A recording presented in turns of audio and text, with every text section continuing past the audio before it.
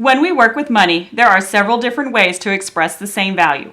3 of these values represent the same amount, whereas 1 is different. Let's go through and see if we can find the different one. On this first one, we're expressing this as 50 hundredths, or half of a dollar. So that would mean it's worth 50 hundredths, or 50 cents. We can represent our 50 cents with 2 quarters. On this second one, the only difference between this value and the first one is our placeholder 0. Here, we've dropped our placeholder 0. Since that doesn't change the value, that means this is still 50 hundredths, or half of a dollar. So again, we could represent that with 2 quarters worth 50 cents.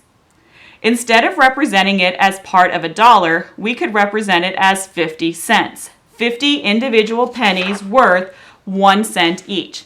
If we did that, we would have 50 cents still. It's worth the same amount as these 2 quarters, but in individual pennies instead.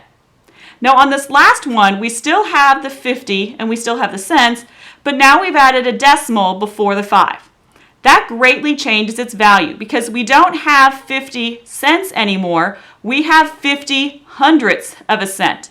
That means this value is worth less than a penny. It's worth half, or 50 hundredths, which is the same as 1/2 of 1 cent. So this value, and this value all represent 50 cents, or half a dollar. This last value represents 50 hundredths of a cent, or 1/2 of 1 penny. A big difference if you have to go and pay for something.